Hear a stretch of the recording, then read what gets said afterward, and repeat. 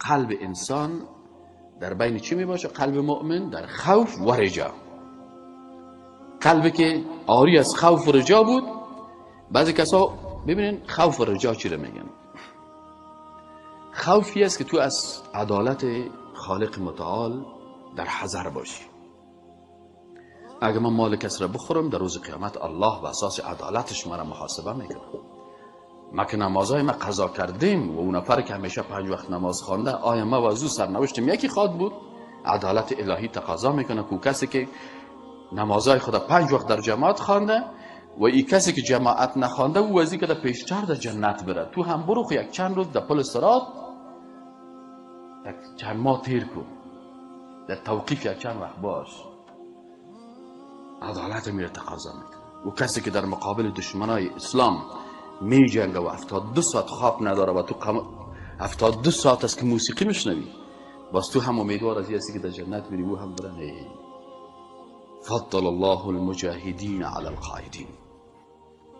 مجاهد و کسی که در زیر ضربات دشمنای اسلام لحظه به لحظه گوشتش سیاه میگرده، استخوانش به درد میه،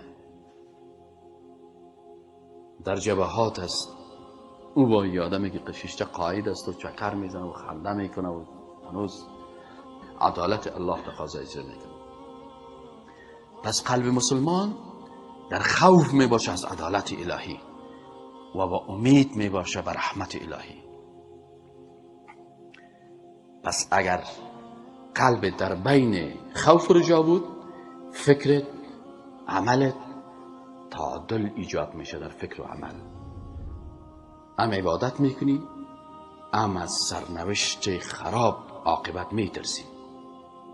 یعنی تو میگه نه برو هر کار که میکنی الله لک بخش است. خب ببین افراد در امیدواری.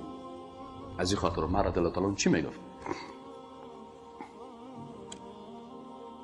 عمر رضی الله تعالی میگفت که اگر در روز قیامت صدا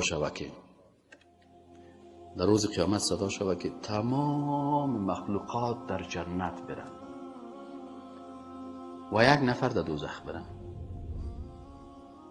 میگم من میترسم یک نفر دوزخی من نباشم، میره خوف میده.